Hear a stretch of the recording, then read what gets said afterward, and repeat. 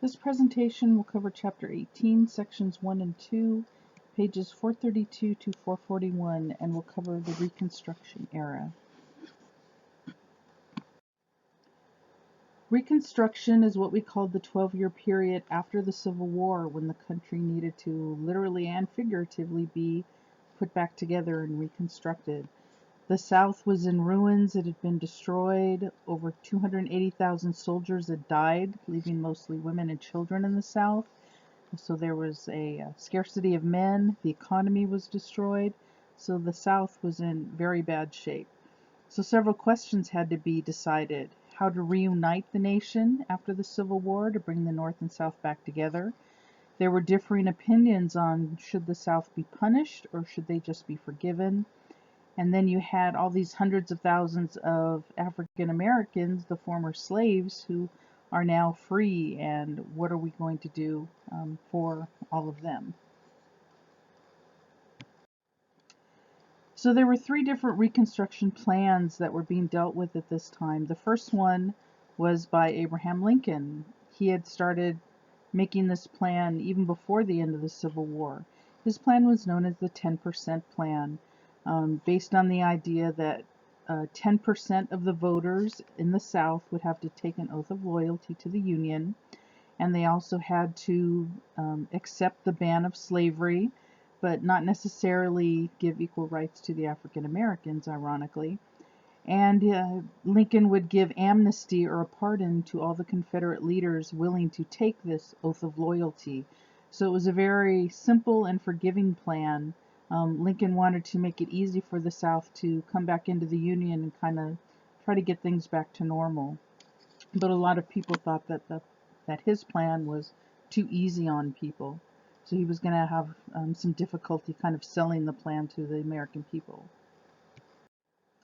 Unfortunately, he was never given a chance to do that. Just 5 days after the end of the Civil War, Lincoln was assassinated.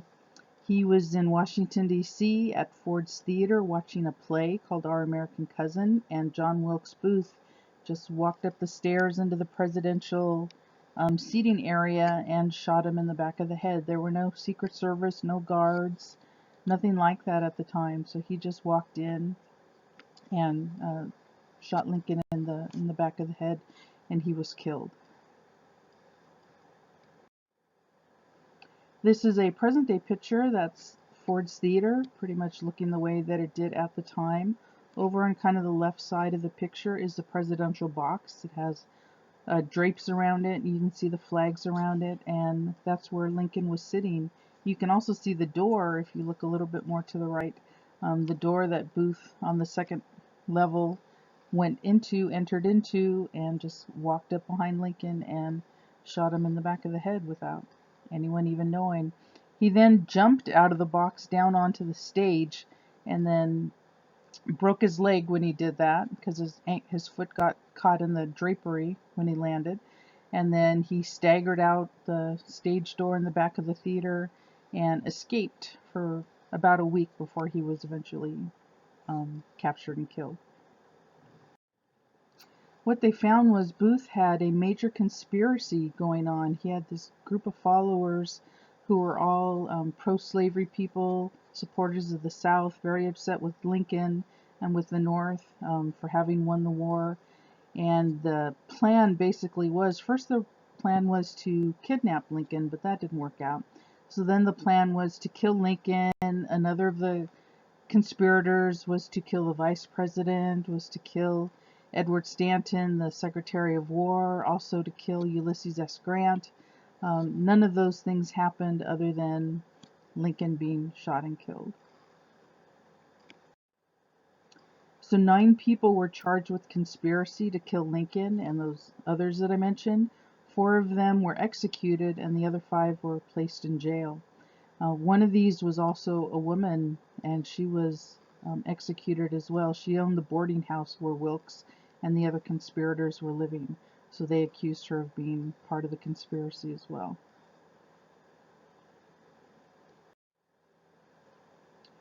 You had a second Reconstruction plan.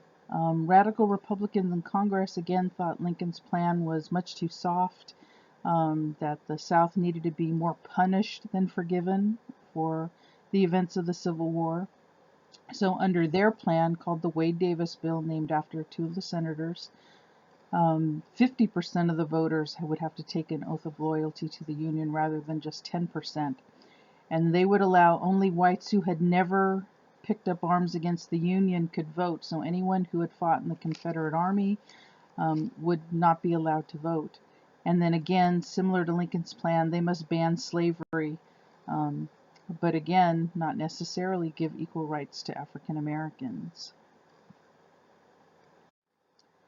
The third Reconstruction Plan was by Andrew Johnson. He became the president after Lincoln's assassination. So Andrew Johnson is the new president.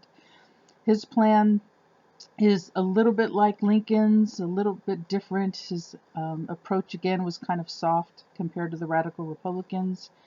Most Southerners were granted amnesty once they took an oath, again an oath of loyalty to the nation and to the Constitution.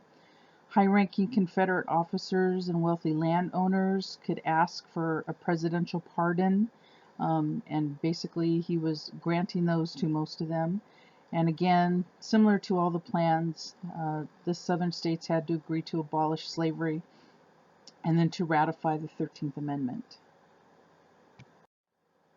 And the 13th Amendment was the ban against slavery, that slavery would be outlawed throughout the United States. So as part of each of the plans, any of the southern states that wanted to be kind of restored to the Union, they needed to accept the 13th Amendment and approve it. However, a lot of the Southerners weren't ready to give up on the idea of slavery. Although slavery was going to be outlawed, it didn't mean that you changed the way that people thought. So throughout the South, many of the cities and states were creating black codes, and the black codes applied to the former slaves, the black African Americans. Blacks can only be farmers or servants. That were the rules. They must carry a special pass if they want to travel anywhere outside the city. They weren't allowed to vote. They weren't allowed to serve on juries. So they were, again, still being treated not as equal citizens of the United States as they should have been. Now, the radical Republicans, as I said, were not happy with Johnson's plan. They wanted to include a 14th Amendment, which would give citizenship to all persons born or naturalized in the United States. So that would include all the former slaves. Since they had been born in the United States, they will now become citizens. And once you are a citizen, then you're guaranteed equal protection of all the laws. So the black codes wouldn't be allowed to apply to them anymore. And it also would forbid states to deprive any person of life, property, or liberty without due process of law. So again, this was to protect the former slaves.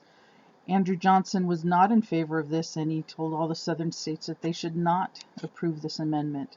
So that really angered the radical Republicans, and they really started to butt heads with the president. And then what happened was in 1866, there were congressional elections, and enough of the radical Republicans won seats in Congress, so now they had control, and they basically could override any veto that President Johnson did. So they were able to take over control of the Reconstruction era, and their plans were now put into place.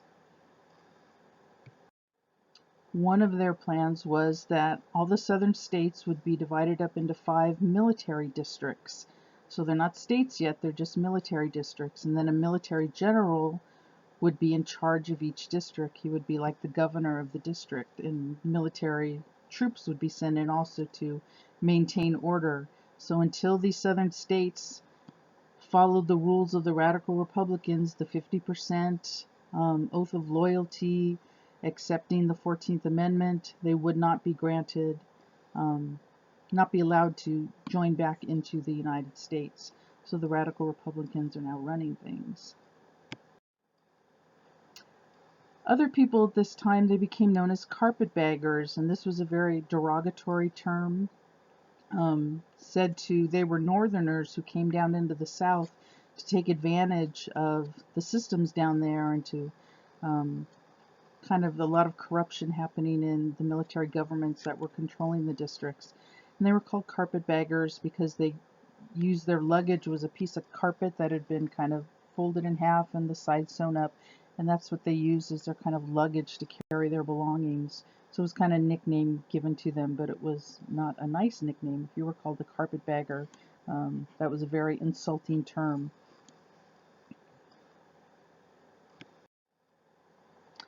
As I had mentioned before, President Johnson and the Radical Republicans had been at odds with each other, and the Republicans were really fed up with Johnson and wanted to get rid of him. So what they did was they passed what was called the Tenure of Office Act, which forbade the president from firing any of his cabinet members. Well, Johnson basically took the attitude, you're not going to tell me what to do, and he removed Edwin Stanton, the Secretary of War, from office, and then he replaced some of the generals who were leading the military districts in the South and replaced them with other people. So the Congress was very upset with them. They said he was breaking the law. So they chose to impeach him, and to impeach means to accuse them of a crime. So President Johnson was accused of breaking the Tenure of Office Act, and then he was put on trial before the United States Senate. And that's a picture there of him on trial before the Senate. The Senate will act as the jurors in this trial. There's a picture of the ticket. It was a sellout. Every day people would stand in line trying to get tickets so they could get in there and watch the trial that was going on. The trial lasted for 11 weeks. And again, it was a sellout every single day. But in the end, Johnson was acquitted, meaning he was not found guilty. They came up one vote short. The man named Edmund Ross, he was a senator. He chose not to vote against Johnson because he felt Johnson really hadn't broken the law. He hadn't done anything illegal. The Republicans just didn't like him and wanted to get rid of him, and he felt that wasn't what the impeachment process should be about.